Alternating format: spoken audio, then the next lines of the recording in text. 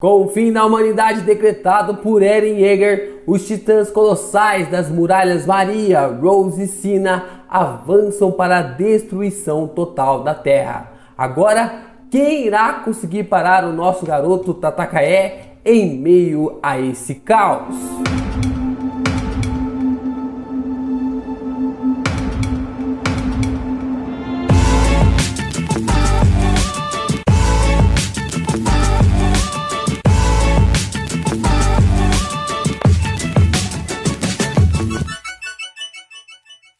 Yo, Geeks, aqui é o LP e você está no canal do Geek Brasil. Fiquem ligados porque esse vídeo contém spoilers do capítulo 124 de Shingeki no Kyojin. Sim, pessoal, vamos aqui comentar e discutir um pouco mais sobre esse capítulo. Gente, tá um pouco difícil de acreditar que este é o capítulo 124, mas sim, são essas informações, esses dados que foi nos apresentado. Mas antes de começar a comentar, já deixa o seu like para ajudar no engajamento aqui do canal, já se inscreva aqui e também já compartilhe esse vídeo com seus amigos para que mais fãs de Shingeki no Kyojin possam realmente comentar. E se você já chegou até aqui, você pode entrar no nosso grupo do WhatsApp para poder ler o capítulo em primeira mão, porque assim que a HAL acaba sendo lançada, nós lá no nosso grupo a gente já traduz o capítulo para você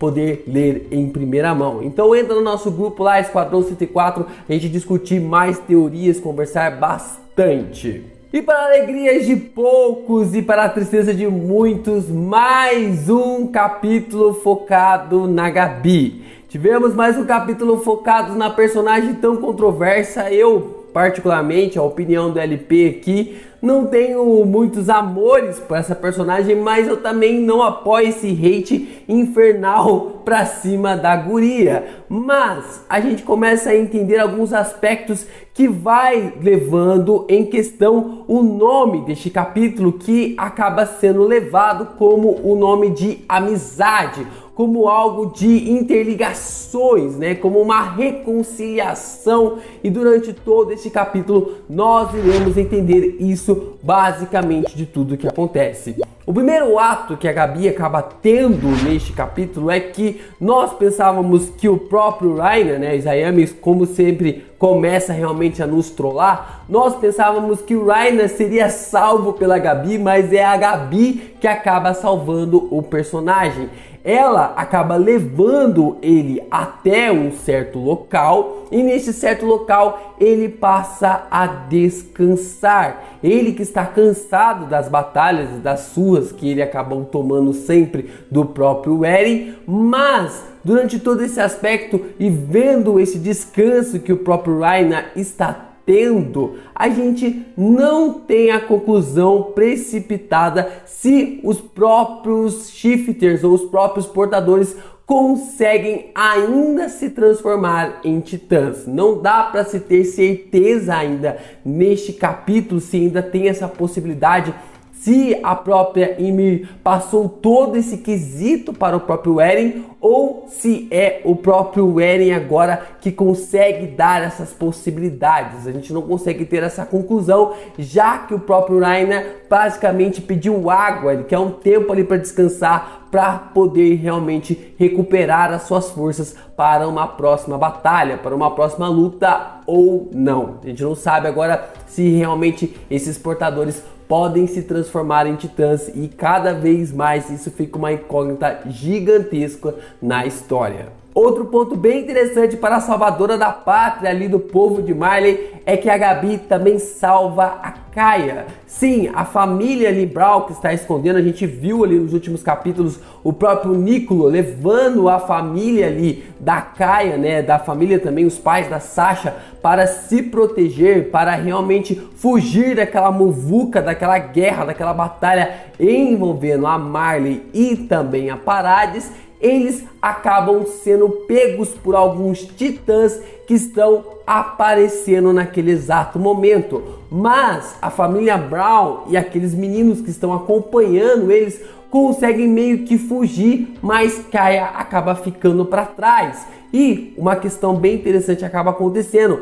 porque a Gabi acaba conseguindo salvar ali a Kaia e faz com que a Kaia consiga ter um vislumbre de quando a Sasha acabou salvando ela, né? Como vocês lembram que a própria Sasha acabou salvando a Kaia ali de ser devorada por um titã lá na segunda temporada do anime, lá no começo do mangá, quando há a invasão dos titãs dentro da muralha Rose, quando o Zack acaba transformando os eldianos que viviam dentro da aldeia ali do Cone e faz com que esses titãs cheguem até a casa da Kaia e a própria personagem passa a viver ali com os pais da Sasha depois disso tudo acontecer. E o titã que a Gabi acabou matando ali para salvar a Kaia era muito parecido com o Nile. O interessante é que a gente acaba observando toda essa parte, isso também levanta outros questionamentos, porque quando a Gabi está se preparando para sair daquele lugar, depois que ela deixa o Reiner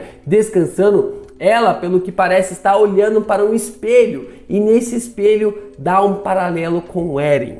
E é aí que está o meu medo. É nesse exato momento que está o meu medo, porque se a gente voltar lá no capítulo 107, exatamente o capítulo 107 ou o capítulo 108, algum desses dois capítulos, nós iremos ver uma conversa bem interessante do próprio Eren falando com seus amigos sobre quem seria o novo portador do Titã de Ataque.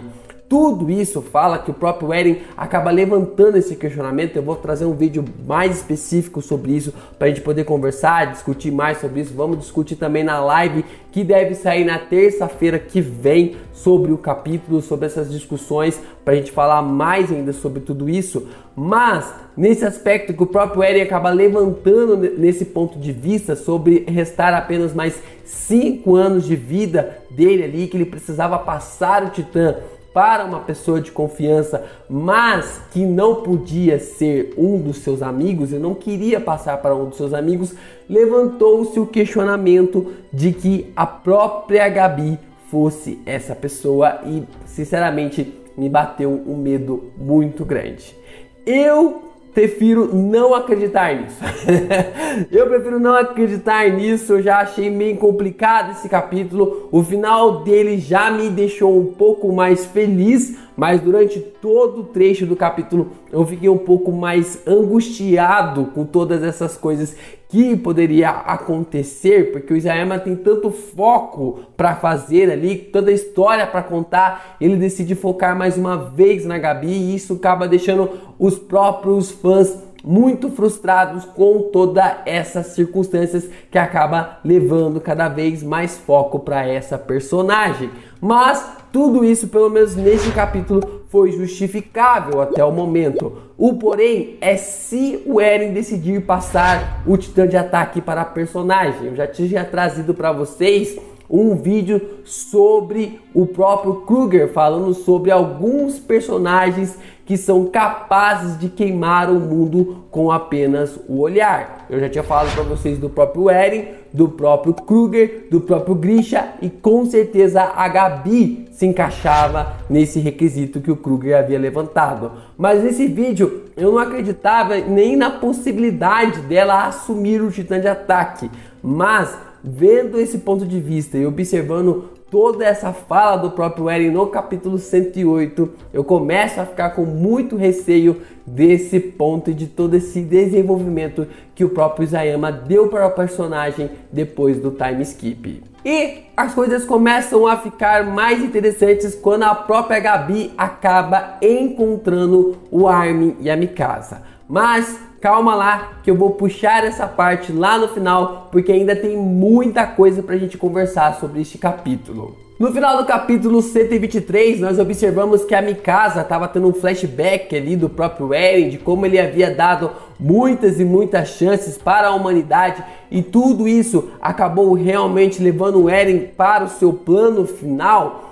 Ali, naquela conversa do Armin com a Mikasa, nós observamos que apenas Mikasa e Armin estavam naquela conversa, mas neste capítulo agora nós temos também Jan e Connie, que estão observando toda essa linha do pôr do sol, e eu puxo aqui mais uma vez esse flashback do próprio Eren falando que tinha que passar o Titã de Ataque para outra pessoa, e eles voltam a si para depois começar a discutir. A conversa começa a pegar um nível muito forte, porque tanto Jan e Connie já estão de saco cheio com essas atitudes individualistas do próprio Eren, e eles não estão entendendo muita coisa sobre o que está acontecendo. Tá certo que o próprio Eren não justifica muitas atitudes que ele está tomando, mas tudo isso acaba afetando os dois personagens que vão pra cima com tudo do Armin e também da Mikasa. E cara, não tem como não entrar na defesa do Jan e do Connie, porque se eu também tivesse no lugar deles,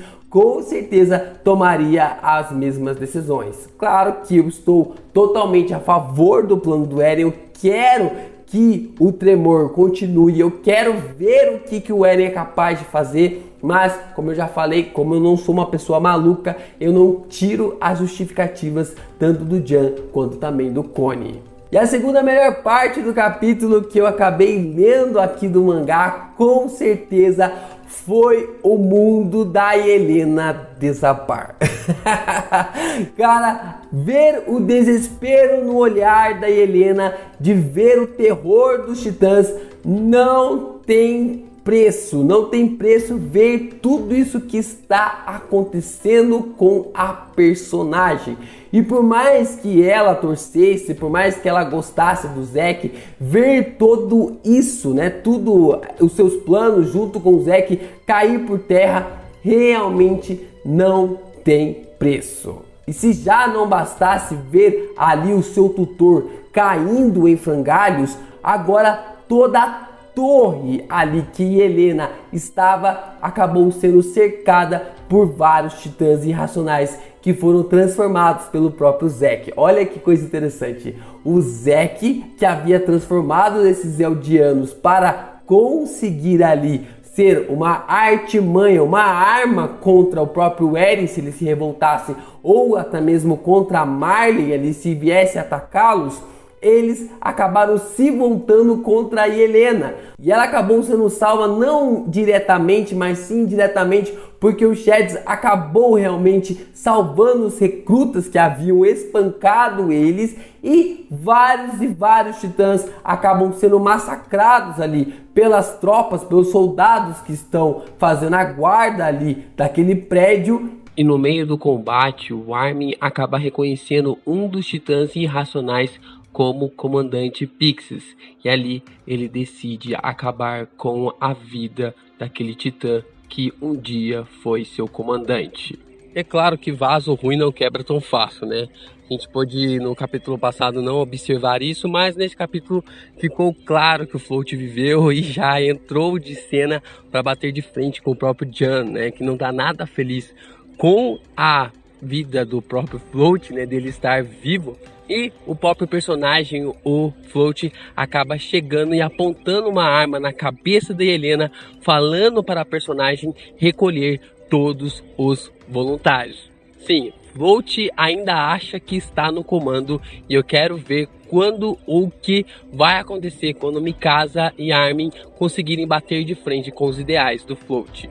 E como eu falei pra vocês, um dos pontos também deste capítulo era que a Gabi havia finalmente alcançado o Armin e a Mikasa. O Armin e a Mikasa, que estavam discutindo ali com o Jan e com o Connie, acabam recebendo a personagem. Eles que estavam ali com receio de tudo aquilo, mas o capítulo se refere diretamente a essa conversa, essa reconciliação, essa amizade ali que está brotando, podemos dizer assim, é nessa conversa da Gabi com o Armin e também com a Mikasa. Assim que a Gabi encontra o Armin ali, ela questiona ele, dizendo que ele precisa parar o Eren. O Armin então acaba questionando e afirmando para a Gabi que o Falco vai ser dado para a mãe do Connie ser comida. E a Gabi entra em desespero. Ela fala que o próprio Eren tem o poder agora de conseguir parar os titãs irracionais, de transformar os titãs irracionais em pessoas, em eldianos. Mas o Armin acaba questionando isso como algo que não é uma verdade, porque ele sabe que o Eren, se ele tivesse esse poder, ele já teria transformado todos os Eldianos que foram transformados pelo Zack em humanos novamente. Isso levanta a questão de lá no começo do vídeo de eu ter falado para vocês sobre os próprios shifters, os próprios portadores não terem mais a capacidade de se transformarem em titãs, já que a própria Gabi acaba dizendo nessa parte do capítulo de que o Reiner acabou realmente se desintegrando da sua forma de titã quando o Eren começou a se comunicar com ele. É demais pelo país ali de Marley, tudo que a gente começou a observar pela Gabi, tudo que acabou sendo construído na história faz sim todo o seu sentido, queira o seu hate ou não. Você gostando da personagem ou não, faz muito sentido tudo que a personagem acabou sendo levantada e todo o seu background para que ela pudesse dar aquele tiro no Eren. Mas, agora acompanhando isso na obra atualmente, essa conversa do próprio Armin com a própria Gabi, quando a Gabi traz essas informações, essa conversa com o Armin sobre ela ter dado tiro e ter realmente confirmado que o Eren havia sido realmente a pessoa que ativou a coordenada, né, que ele já tinha se apresentado no capítulo 123. Agora a Gabi falou para o Armin do que havia acontecido. O olhar do Armin é de uma pessoa que está muito bravo. O Armin está puto pra caramba com todas as atitudes que o próprio Eren havia tomado e o seu estado de choque faz a gente transitar para outra tela. E vocês, fãs da Annie, vocês que esperaram tanto por esse momento, eu não sei quantos capítulos, eu acho que mais de 100 capítulos, eu acho que deve dar exatamente 100 capítulos, não sei se foi no capítulo 24, eu não lembro agora qual foi o capítulo que a Annie acabou sendo congelado, mas chegou o seu momento. Fã da Annie, chegou o seu momento porque a personagem finalmente saiu do cristal e da melhor forma possível. O Isayama, ele é tão desgraçado, cara. Ele é um autor tão desgraçado que até a maneira como a personagem foi sair do cristal acabou realmente sendo totalmente diferente daquilo que a gente havia previsto. A gente previu que o próprio Falco iria realmente mastigar o cristal, a gente previu que a Annie iria quebrar o cristal, mas o cristal se desfez. A dúvida que fica agora, né, que todo no capítulo a gente vê vários fragmentos, várias coisas entre si, nós vemos a personagem tossindo, fica claro que é ela através das mechas claras que aparecem nas páginas do capítulo. E o interessante de analisar o começo desse capítulo é a gente observar que o capítulo começa com o pai da Annie, né, observando toda a fala do Eren do capítulo 123. Ele que recebe informação de que titãs estão chegando até a nação de Marley e vão destruir a nação. E é bem interessante porque o capítulo começa com o pai da Annie e também termina com a Annie saindo finalmente do cristal. Mas a dúvida que fica é como que a personagem saiu ali do seu cristal. Será que ela saiu ao ouvir a voz do Eren ou ela saiu quando o Eren desfez ali todas as muralhas? Porque nós tínhamos a teoria de que o Eren havia desfeito todas as muralhas e como as muralhas eram feitas do mesmo material que os cristais eram feitos ali de titãs, basicamente o Eren poderia ter desfeito também ali o cristal da Annie. Eu gosto muito mais dessa teoria do que apenas do Eren ter falado, ela ter ouvido e falar, opa, vou decidir sair aqui agora depois de sei lá quantos anos preso dentro desse cristal, né? Exatamente quase 5 ou 6 anos que ela está presa ali dentro daquele cristal, mas eu acredito que ela foi libertada involuntariamente e que muitas pessoas ali no grupo do Esquadrão 104 acabou dizendo que para ela tudo foi um relance. Em um segundo ela estava lutando com o Eren lá em cima e agora ela estava prestes a observar o fim do mundo. Mas por que a Annie foi trazida de volta? Qual que é o propósito de trazer essa personagem que é tão amada por tantas pessoas apenas para ser um fanservice? Será que foi apenas para trazer ali algo que ninguém estava esperando, mas ao mesmo tempo todo mundo estava esperando? Será que o Isayama está tendo alguma ideia de ainda utilizar a personagem? Ou realmente ele quer ver todos os personagens ali acompanhando o fim do mundo, toda essa construção do fim do mundo? Deixa aí nos comentários o que vocês esperam desse retorno da Annie. Bom, pessoal, espero que vocês tenham gostado desse vídeo, essa análise minha de óculos.